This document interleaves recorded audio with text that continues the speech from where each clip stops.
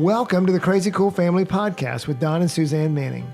Parents, what if we could give you the power to transform your family into something absolutely amazing? A family where everyone is healthy, gets along, loves Jesus, and has great purpose in life. Hey, let us flip your thinking to unlock the power God has given you to create your own Crazy Cool family.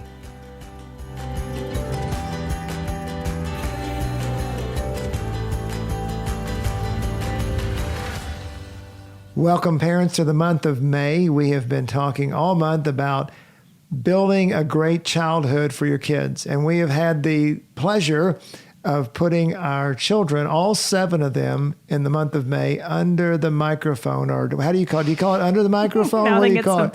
Under the microscope. I think so. But in front of the microphone. They enjoyed that. It was fun to see them come alive, Yes. and be so smart and wise. How'd they get so smart and wise? I don't know. They must have been parented well or something. So we promised you last week that we would give you 3 key points. So we went back through the podcast. We listened to the podcast and laughed with them again and brought you out 3 key points that we believe if you implement these, if we can flip your thinking to implement these in your family, it will transform the way you build your childhood for your kids. Yeah, there's tons of ways to build your child's childhood. And I just want to encourage you that what you're doing right now, when you put your kids to bed and when you hang out with them, that's building it. And you're doing great. Well done, parents. You're doing it. You're building the childhood one day at a time. And so these are just a couple little highlights for you to super easy and simple for you to implement. And so the first one, I absolutely love this one, is to just let them be kids. Yeah, so when we talk to parents a lot, especially in our culture that we're around a lot, we see that parents tend to emphasize protection. We're very scared as a society of what's going to happen to our kids, and also that we want them to perform. And so we want them to do great. And at a younger and younger age, they're going to things like select sports. Right. And going into coaching. And, I was reading the other day that, some parents were getting coaches for the game Fortnite.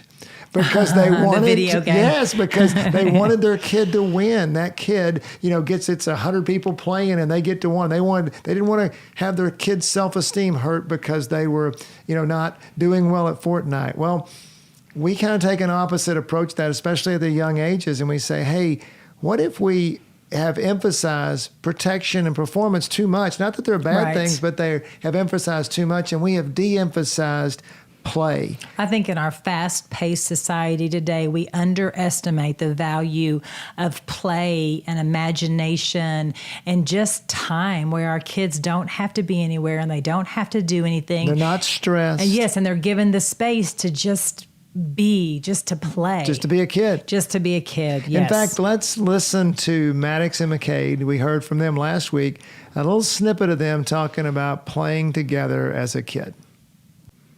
Which also left y'all with kind of together a lot. So you did a lot of stuff together. So talk about that a little bit. What did you guys do together growing up as kids? Well, we did a lot of make-believe games, you could say. So we kind of used our imagination to make these games that we could use together, where we'd have these powers and stuff like that. Or we would play with Legos or maybe toys that we had, and we would make something up with that too. Yeah, our imaginations were very, very active. And so we did a really good job of playing with each other, especially those homeschool days. Those were the days where we really... When you had plenty of time. We had so much time to... Where was my mother? AKA my teacher. And so, getting on bikes and just going down the 4th of that long driveway, just going and playing with Legos. And we each had our own character and our own universe. And whenever we get a new character, we'd introduce them. And, a bunch of superheroes, a bunch of powers. But... As a parent, it was so much fun to watch Maddox and McCade play together. Yeah, McCade's the name of your kid. That one right there. Because we were living in a world of teenagers and almost adults and college kids by the time that the little boys became little playmates. And it was just delightful to be reminded that childhood is important, and play and what they do and how they spend their time is valuable, and it's fun. And we would just sit there and watch their little imaginations race back and forth. What did Madeline say in her deal? The second podcast, she said, all growing up, we got to play. And I love it that our kids look back at their childhood and see that, because for me, it felt like we were running around all the time. And I think one of them said that we were just going from game to game to game. Yeah, so if you want to make play, and if we wanted to make play a part of our building a great childhood, we had to purposefully do some things. And, and this won't be all for you. So don't think about what we're about to tell you as hard and fast rules, because we had a family of a lot of kids and we had to do some things that maybe were different. But what I want to emphasize to you is that we tried to figure out how to get playtime for our kids. Well, one of them was homeschooling. Yeah, so I didn't have somebody else telling me when they needed to wake up and when they finished and all that stuff. I was the one that was in charge of their schedule. And that worked for me because there were a whole bunch of them. And just even the thought of getting them awake and fed and clothed and out the door at a certain time frame was impossible. But with that did build in a lot more downtime. And so... and then they played sports a lot, but we limited their activities to, it was one sport for one season. It wasn't multiple sports. Again, not that every family has to do that, but we had to fight for time because we were running around a lot. And if they played multiple sports as they wanted to sometimes, we just couldn't do that. And so, if you've got your kids going to school in the morning, and if you've got your kids involved in a sport or two, then you will have to be much more diligent to schedule in unscheduled time. Schedule the unscheduled. Yeah, you'll have to write it on your calendar, play Saturday morning, and know that your kids might not know how to play initially because they've been told what to do every minute of their lives, whether they're at school or whatever activity they're in. And so you might have to encourage them and say, go play Legos. Okay, let's go play outside for a little while. You can play outside for 30 minutes and then come back in and we'll give you another activity. Yeah, so number one, let them be kids. Yeah. So cool. And it also develops, as we saw with Maddox and McCade, it helps develop their relationships as well, because they're not, usually when they're scheduled, they're doing stuff with other kids versus doing stuff with the kids in the family. Number two is this: let's encourage independence. We heard that from Macy in the second podcast of the month. Suzanne says this so well, and I'm going to repeat what she told me just a little while ago and let her jump in, that small children, and you'll probably say if you have teenagers, big children too, create tons of work for parents, and especially moms. Unfortunately, still in our society, even if a mom's working, a lot of that responsibility still falls on the mom. And a lot of moms, they make it their job, right, Suzanne? That we listed some things off: their rooms, their laundry, their bathroom. Oh my goodness, their bathrooms, their activities, their homework, their school projects, right? Just creates a ton of work. And you got the burden of that. I was mostly gone working. And so I think that as moms, I think we take that on as our mantle, that we need to do that. I mean, I don't know if we think that I'm acts of service. And so I got caught up in the beginning of, this is how I love them, is by serving them, by making sure their laundry's done and their room is clean and whatever. And you were exhausted. Oh yeah. Just by the sheer number of kids that I've had, I couldn't keep up anymore. And so out of survival, I had to implement independence. And so mamas that are doing everything, learn from me. You don't have to have 7 kids to implement teaching your kids how to be independent. So let's listen to Macy. Her quote a couple of weeks ago, and then we're going to listen to her talk about it, and then we'll come back and give you some. 2 thoughts. One thing I loved about my childhood was that I felt like we were empowered to be independent. Like I remember picturing McCade whenever he was like really little. And McKay's the little one. McCade's the youngest. Yeah. We would come downstairs and he'd like poured himself a bowl of cereal. He's like 2. Yeah, he's still in diapers for sure. Pantry. And so I think I did my laundry most of my life. Like growing up, my mom, as soon as we could reach the washer, we would throw our clothes in there, reach the soap. So I think she just empowered us to be independent, which is just so important. I could go on and on about watching little kids, parents hold their parents hold their kids' hands throughout their whole life, and it like hurts them more than it helps them. So y'all definitely empowered us. I loved that. And Did you love it when you were growing up? I don't think I knew it was happening. Like looking back on it. Yeah, like looking back on it, I think I loved that. But you never resented it or anything because, I have to do all these work or whatever. It just felt like freedom. Yeah. Part of it, I think, freedom.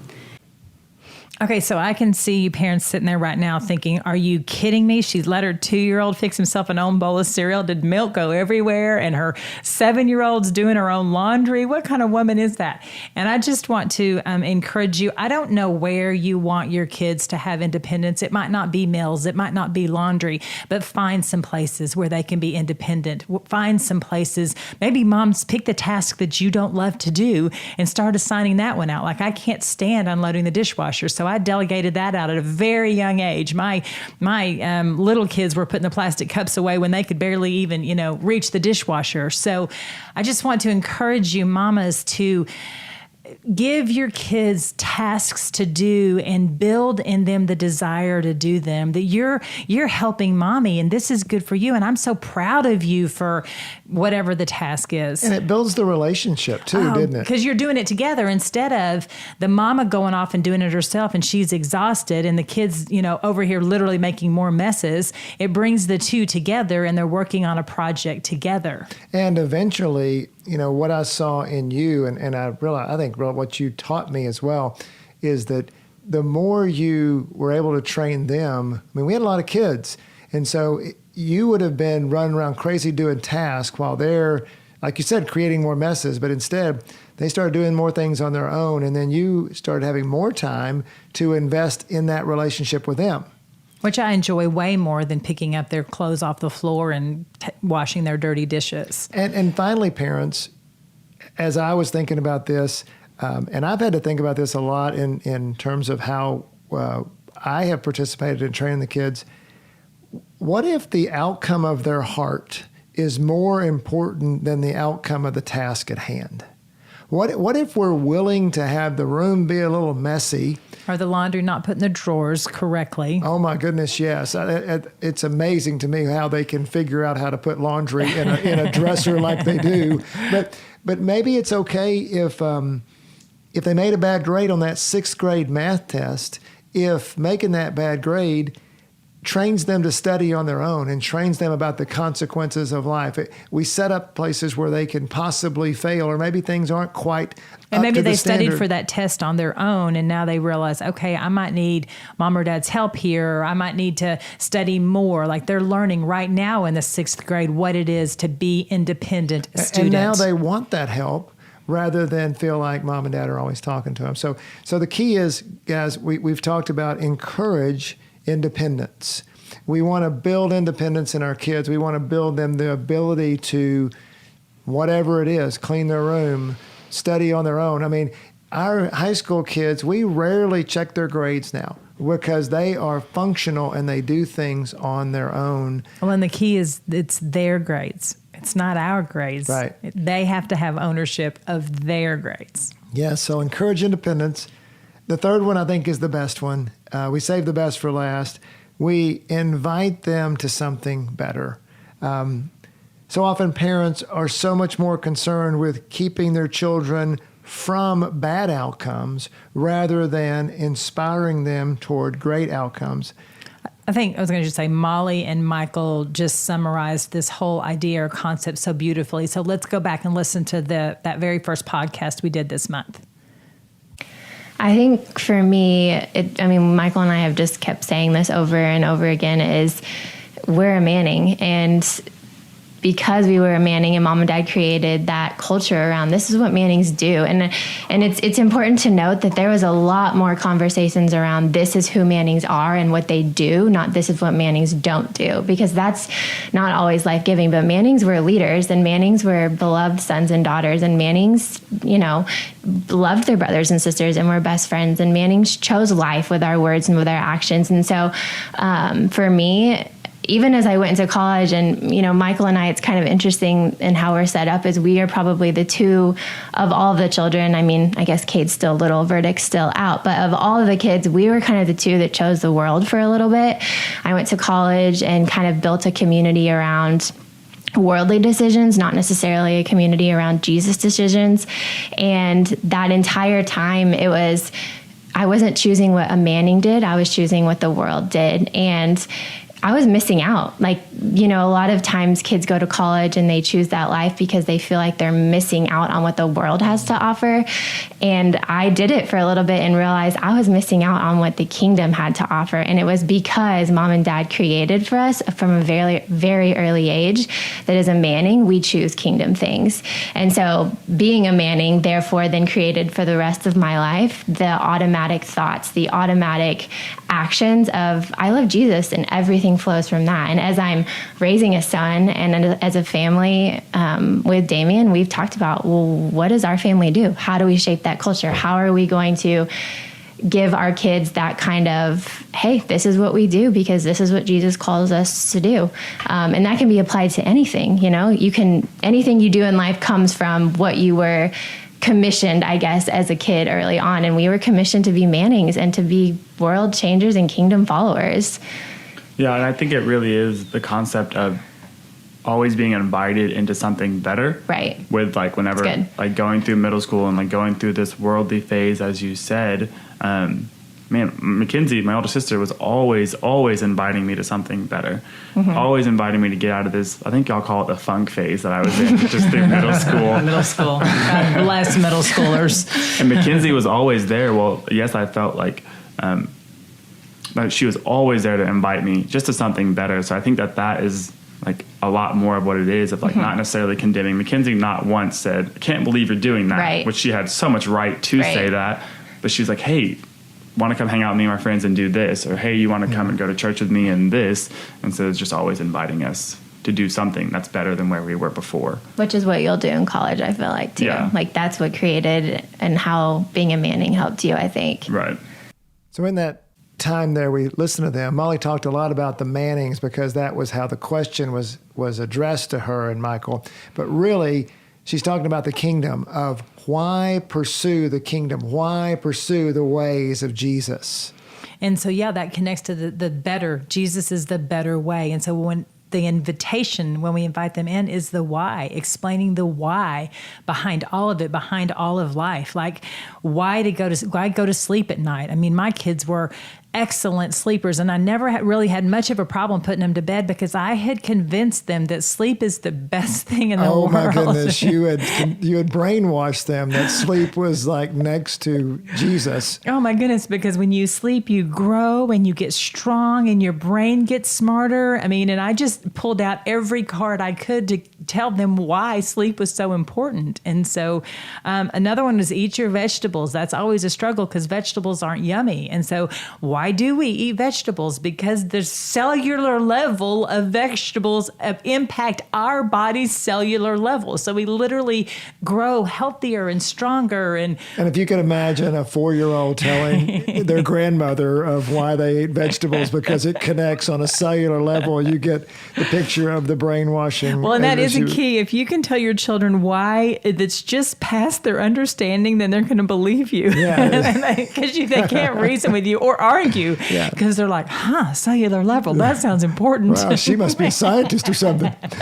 So, why are we good to our brother or sister instead of taking things from them? But, because God will make that relationship awesome for us as we invest in them, and they won't be so annoying anymore. We help them not to be annoying by investing in them. That's Jesus's way, Or fast forward to when they're older, why don't we do drugs? Yeah, because the high that God gives is so much better than the hangovers and the world's high of drugs. Oh, yeah. God has a better high for us. He's got a natural high, a spiritual high that's so much better than any high that the world can offer, and it doesn't come with consequences. Yeah, and so you start saying that now. I mean, you just start teaching them that now. Or the question, why don't we have sex in high school? This is a topic that we have got to start talking to our kids about right now because they're going to get caught up in the ways of the world. They're not going to understand the kingdom. And so if we come in and give them the ideas from the kingdom, we invite them into something better, which is that we stay pure because God has an amazing idea for marriage, and marriages are incredible and awesome when we do it the way God planned it. So again, we invite them to something better. We invite them towards the ways of Jesus rather than always putting rules on them to try to keep them out of the ditch. Instead of keeping them out of the ditch, why don't we take them to the mountain? Yeah, that's good. And take them up to places rather than try to keep them from going down to places. So, all right, so let them be kids. Encourage independence. Invite them to something better. Those are 3 things. Write them down. Talk about it with your spouse. Implement them over time to help you build an awesome childhood for your kids. Well, and talk about them with your kids. I mean, what's something you love to do, kid? Oh, I love to play Legos. Great. We're going to build time for that. Encourage independence. What's a chore or job that you think that you're capable of doing right now? Scrubbing the toilet. Great. Let's get you to do that. Yep. Just invite them into talk something about the better. Things. Yeah, talk about that. Yeah. We hope by listening to our kids this month and finally to us with a little bit of snippets from our kids in this one, you have learned some things about how to create in your family the pathway to an awesome childhood for your kids. We'll be back next month with a new topic. We're going to talk about siblings as best friends and how to make your siblings be connected with each other for life. For now, go forward with building a great childhood and go be totally crazy in that, parents. crazycoolfamily.com.